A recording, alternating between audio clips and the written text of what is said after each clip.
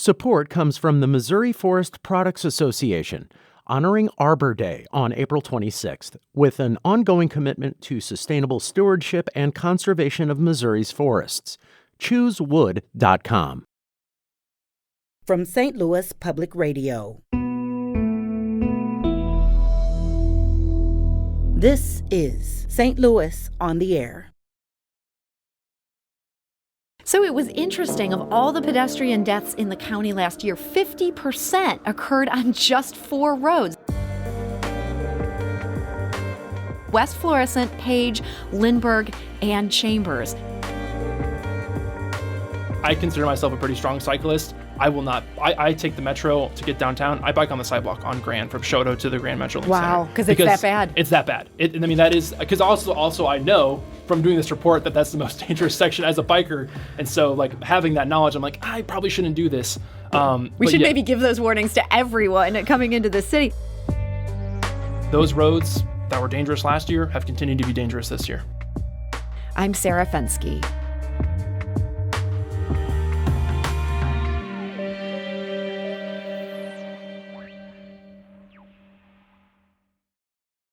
A new report from local nonprofit Trailnet digs into an issue we've covered quite a bit on this show: traffic violence. The organization advocates for walking, biking, and public transit. And the report contains plenty of fodder suggesting that not only are drivers hogging the roads in St. Louis City and St. Louis County, but they're killing far too many people as they do it. The report was authored by Trailnet Program Coordinator Sam McCrory, and he joins us today to tell us more. Sam, welcome. Thank you, Sarah. Huge fan of the show. Glad to be here. Well, we're so glad you're here, and this report was just so eye-opening. I understand this kind of comprehensive report, sort of looking at this on an annual level, this is something new for Trailnet. Yeah. So it's kind of interesting how we stumbled upon this because East West Gateway used to do a crash report a couple of years ago, but we realized there was kind of a gap. There wasn't really anyone doing any reporting, and specifically during 2020 when we saw that ginormous spike in pedestrian fatalities, car fatalities as well. We were just looking and we saw a tweet that talked about pedestrian fatalities in the city of St. Louis, and we were like, interesting. The city isn't doing it. The county's not doing it. There's no one looking in depth at these kind of statistics. And so we kind of took it upon ourselves to really dig deep in those things in 2020. And because of, all the outreach that people did after that 2020 report, we were like, we got to do this again. We got to do it next year. Because honestly, if we don't reach 0 fatalities, we need to keep doing this report year after year, because our goal in this region should be 0 fatalities. Bike, ped, people driving cars. And so that's the reason why we're doing this report. And if we are still seeing pedestrian fatalities, and even if we see a decrease, we're still going to continue to report it and shed some transparency on this topic. It's funny, we did hear from so many listeners when we said we were going to talk about this today, and many of them were wound up about how bad things are out there. I also heard other people say, man, you guys have been talking about this a lot. It's the same story. I feel like I don't want to give in to that. I don't want to accept that this isn't news. You don't want to accept that this is not the same old. This is something we need to care about. Yeah, no, this is something we have known for a long, long time. But it's just putting in a report, bringing it to light, educating people on, and something like a high crash corridor, which are roads that have particularly a lot of high pedestrian crashes, car crashes, et cetera. If those roads don't change, that's just even more fodder to say we need to be making changes directly right now to fix these roads. So we're going to talk about some of the very dangerous corridors that you identified, but very quickly before we do that, I want to get some of these numbers in front of people so that people who maybe aren't convinced we have a problem will understand how bad this problem is. So we had reported on this show that pedestrian deaths doubled in the city of St. Louis in 2020. That was over the prior year. Huge increase. What happened in 2021? Did they go dramatically down? They did not go. So I should preface that 2020 was a exceptional year, exceptional in a bad way for traffic violence. I think a lot of people, I often, when I do public engagement events, I often ask people how many pedestrian fatalities there were in 2020. People are surprised to hear it because we were like, well, there were no cars on the roads and things like that. But more people were out walking and biking because the roads were closed. But that also led cars to drive a lot faster. And so, while things were down, we have to acknowledge that 2020 was kind of not an anomaly, but a higher spike on that trend. But we still saw things like, for the 4th year in a row, pedestrian fatalities rose in the city of St. Louis. That is not a trend we like to see go up. for the first time ever since we've got data since 2002, pedestrian, bike, and car fatalities in the St. Louis County, have eclipsed 100. Like this is something that needs to be addressed, year after year. And even if we do see decreases, again, we're under the belief at Trailnet that any pedestrian, bike, fatal car crash, any crash that happens is really a failure on our streets, and we should be shooting towards that goal of 0. Yeah, it was interesting. These 2020 numbers were so bad, and in 2021, rather than going back to normal, they were right up there, close to where they were in 2020. Yeah, we looked at the stats in 2021. It's number 2 in terms of rates of pedestrian fatalities, car fatalities for St. Louis City and St. Louis County, and so while we shouldn't celebrate that we're down, because it's still the second of all, and since we've been recording data. So, no reason to celebrate whatsoever. So we have had Angie Schmidt on this show. She is one of the leading experts on this topic. She has called pedestrian deaths in this country a, quote, silent epidemic, and notes that they disproportionately affect working class people of color. Does the data you're seeing in St. Louis City and County line up with that? 100%. Yeah, and not just St. Louis City and St. Louis County, just across the nation. We see these things. There's tons of reports out there that say Black and minority populations are affected more by traffic violence than let's say white people or other groups. And Angie Schmidt is one of those people who is her fingers around the pulse of that. And so I remember when you guys interviewed her, that was a great report. We're seeing this in St. Louis, and we're seeing it year after year again. The same roads: North Grand, Natural Bridge, Kings Highway, Union. Those roads that were dangerous last year have continued to be dangerous this year. So Angie Schmidt, she has this great book I want to encourage people to read. This is called Right of Way, Race, Class, and the Silent Epidemic of Pedestrian Deaths. Now, when she joined us on this show back in 2020, she made a great case that this is what our infrastructure dollars should be focused on right now. I think we have to sort of go back. We've built a lot of big highways, and the interstate system is sort of complete now. It still needs to be maintained, but we should go back to the roads we've built that people are walking on and do the things we need to do so that they can walk safely or wheel. Do you feel crosswalks are maybe the most important thing to have more that are well lit and that drivers have to pay attention to? Or are sidewalks an equally big part of this if we had a more complete sidewalk system? That's a good question. It's sort of, you really need both. You're not going to get too far without sidewalks or crosswalks. There aren't enough crosswalks in a lot of places, and the crosswalks aren't safe enough. Sometimes just 2 stripes across 8 lanes, without enough time on the walk signal is not going to be good enough to keep people safe either. So there needs to be more thought put into all of that. More people in positions of influence need to experience it as a person on foot or using a wheelchair. And it really is sort of localized. So certain streets in St. Louis, the problem might be street lighting. Certain other streets, it may be the road's width. It might be the lack of sidewalk continuity, that type of thing. And that is author Angie Schmidt. She was on the show in 2020. You can access the streaming version wherever you get your podcasts. We'll get the link to that conversation on Twitter as well. And so what Angie's talking about how people need to drill down on here are the bad intersections, I feel like your report does that. If people want a guide to where are these fatalities happening, this is all in this tidy, very easy to digest report. Were you guys consciously hoping you're going to provide the guidebook for people if they're serious about taking this on? Yeah, 100%. Yeah, we've really tried to make this as readable and as digestible as possible because we realize that everyone is not a traffic engineer or a city planner or things like that. And so readability is a huge thing that we look forward to this. And yeah, that's why we added maps this year, things like that, so people can really look at it and see, okay, this particular intersection, this section of road, for example, the one that's popping off to my head, since I was there yesterday, is Kings Highway, like Del Mar to about St. Louis Avenue.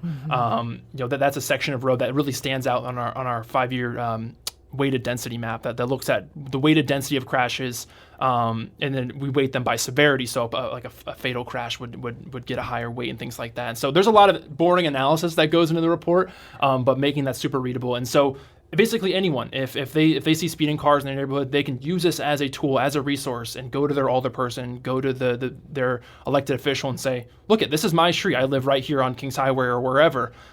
We need to be fixing this ASAP. So it was interesting. Of all the pedestrian deaths in the county last year, 50% occurred on just 4 roads. This is West Florissant, Page, Lindbergh, and Chambers. I mean, it seems like if we could fix these these big hot spots, this would take a sizable dent out of the problem to begin with. Yeah, then that's one of the things we highlight in the report that's our first solution, is addressing specifically high pedestrian crash corridors first.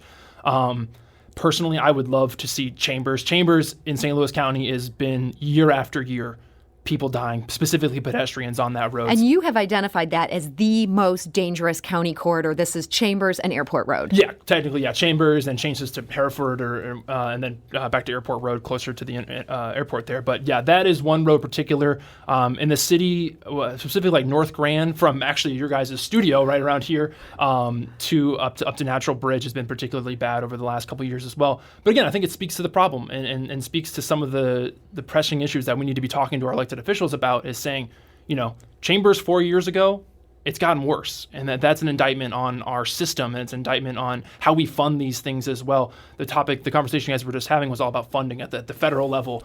We like to say that this conversation, it can start at the local level, but we also need ginormous funding from the federal level to fix these problems. Because a street like West Florissant just got a bunch of funding to do a great streets project, and I'm hoping that will increasingly help that corridor become a lot more pedestrian friendly. And the things being planned for West Florissant are those moving in the right direction. They're not just widening the road, making it move faster for flow. No, what they're doing is that road I think is about 5 lanes right now. They're getting rid of doing something very similar to what they did on Natural Bridge, where they're putting like a big giant center median island, which is basically a concrete barrier with trees and things like that. And that's one of the things that, honestly, and we mentioned this in the report too, that helps is just narrowing roads. Angie mentioned street width. Street width is one of the top things I talk about with communities, is how can we narrow the road, because that's been proven to slow cars down. And when you narrow the road, you also make the road, you reduce that pedestrian crossing distance. So a road like Natural Bridge, I think it was like, that road before that project was like 86 feet to cross. And now I think it's around 30 feet, something like that. That's a humongous difference in terms of pedestrians. And when you think about the types of pedestrians, people who are elderly, young people as well, people with disabilities as well, that feet distance could be the matter of life and death. And that's the things that we need to be looking at, is looking at the humanist changes that can ultimately save lives. So if you have questions about this new report from Trailnet, or you have thoughts about what we need to prioritize going forward, I know a lot of you have thoughts, you can call us at 314-382-8255. That's 382-TALK. You can also send us a tweet at STL on air. We have heard from so many people on Twitter. We also heard from Richard, who writes on Facebook, as a bicyclist of north side streets, I primarily ride on the quiet streets within the grid pattern. But sometimes it's necessary for me to be out on the major avenues. I think road diets have made Natural Bridge Avenue much safer and easier to negotiate. I would like to see the same happen to West Florissant, from O'Fallon Park northward, Riverview Boulevard north to West Florissant, all of Page Avenue, and sections of Goodfellow that seem to be about 12 lanes wide, if only the lanes were marked. When I'm riding on these roads, my eyes are constantly watching my rearview mirror for the occasional speeding, reckless driver who decides to use the bike lane on the right side of the road for passing another vehicle. I take pity on the pedestrians, some of whom are elderly and slow-footed, that I witnessed trying to cross these thoroughfares. He adds, virtually every north side thoroughfare is wider than it needs to be, given the depopulation of the area has resulted on fewer cars on these streets. Virtually any 4 to 6 lane road could be turned into a 2-lane street without hindering the automotive traffic.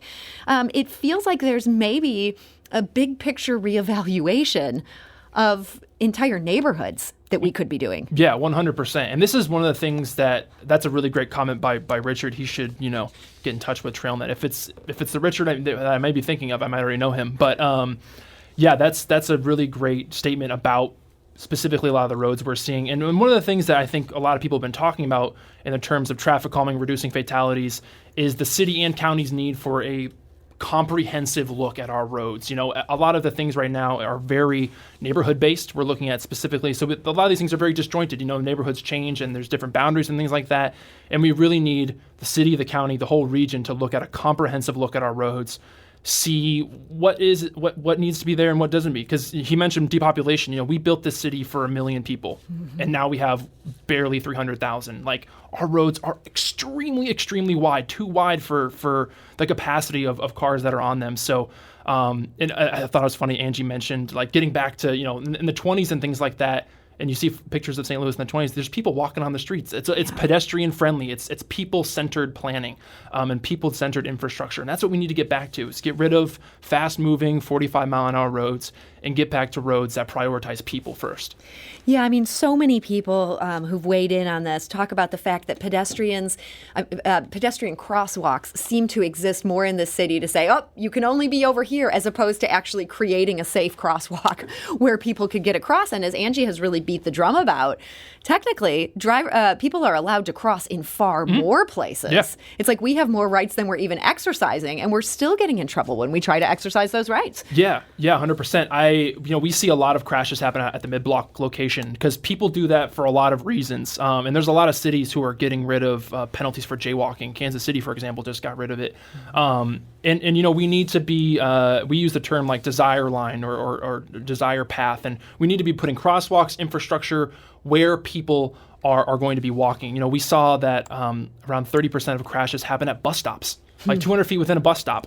And so why are we making people at a bus stop walk, 200 feet down to an intersection, then walk across this dangerous intersection, and then walk all the way back up when it's, much shorter distance? And so we should be building the infrastructure where people need it and where they're going to most likely be walking. And we should be listening to the people who ride the bus, who live in those communities, to say, hey, where are you walking? Where is it most convenient? Where do you feel most safe walking there? We should be listening to those people and then implementing it, what we hear from them. So speaking of listening to the people, let's go to the phone lines. Kimberly is calling from North St. Louis. Kimberly, hi, you're on St. Louis on the air. How you doing? Yeah, thanks for joining us. I understand that you live right by the Grand Natural Bridge area. Is that right? Yes, I do. I'm a new resident. I'm formerly from South St. Louis. I've been over here for about 6 months. And unfortunately, a lot of us over here have complained about the construction on Natural Bridge, the new way they put up the barriers. Unfortunately, there are still people who are still speeding and are not paying attention to the new how Natural Bridge is now completed, and it's not.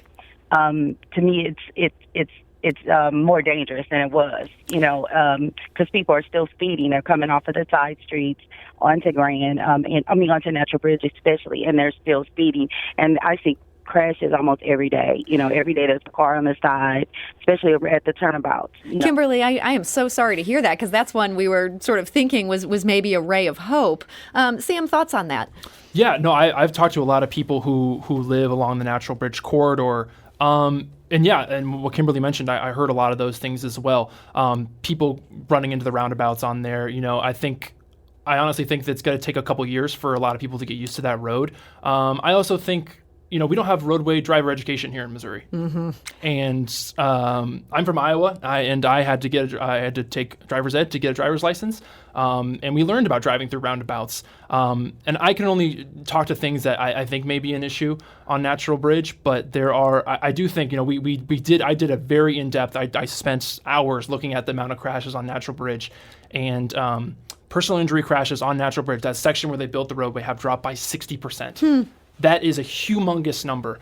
And so, again, any crash is not a good crash, and I realize that a lot of people are going to be hitting that roundabout. I do think it's going to take a couple of years, and we need to look at the data over. And we're only looking at this at 1 year after it was completed, and so I'm planning on looking at it next year and the year after that. There's a lot of things that project. I think it's an improvement for that part of the city, and for that road. I mean, that road was one of the most dangerous roads in St. Louis, I think, over time. And I think a lot of people believe that's going to end up saving lives. That's huge to see that big a drop already. I'm going to squeeze in one more call. John is calling from Shelbyville. John, hi, you're on St. Louis on the air. Yes, hello. Yeah, from a bicyclist perspective, I want to bring the importance of the Greenway. It's really been a great thing for families and casual cyclists. They don't have to ride on the streets because sidewalks are not for bicyclists or for walkers, but yet there's a nice group of people that are always on there. It's always crowded. It's being utilized.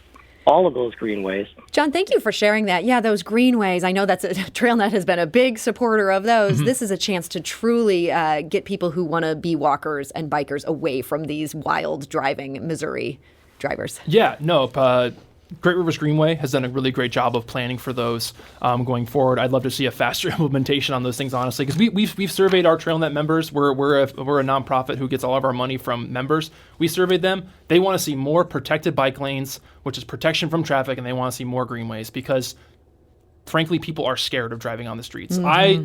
I consider myself a pretty strong cyclist. I will not. I take the metro to get downtown. I bike on the sidewalk on Grand from Shoto to the Grand Metrolink Center. Wow, because it's that bad. It's that bad. And I mean, that is because also I know from doing this report that that's the most dangerous section as a biker. And so like having that knowledge, I'm like, I probably shouldn't do this.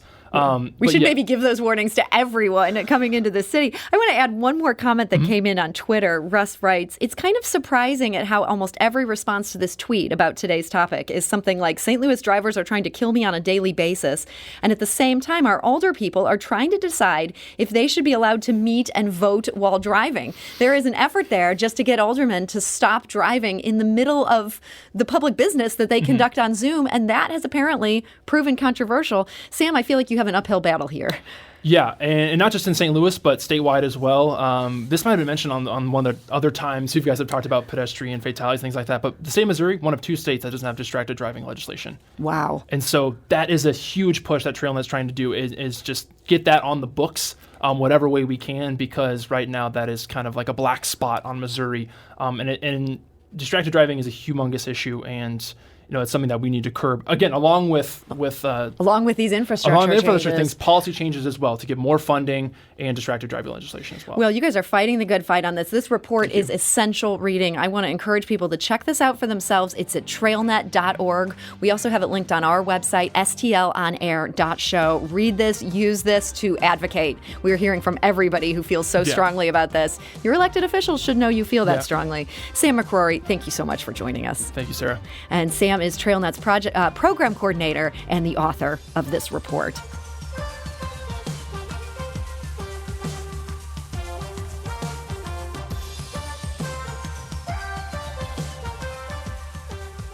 This episode was produced by Jane Mather Glass and Kayla Drake, with audio engineering and podcast design by Aaron Dorr. Our executive producer is Alex Hoyer. St. Louis on the Air is a production of St. Louis Public Radio. Understanding starts here.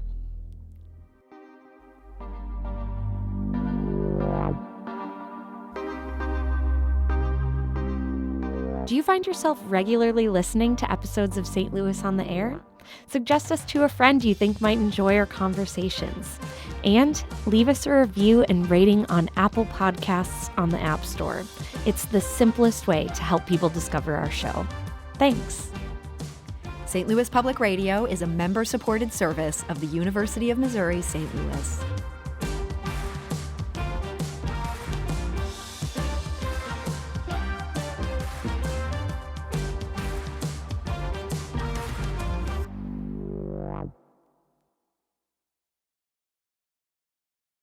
Support comes from the Missouri Forest Products Association, honoring Arbor Day on April 26th, with an ongoing commitment to sustainable stewardship and conservation of Missouri's forests. ChooseWood.com.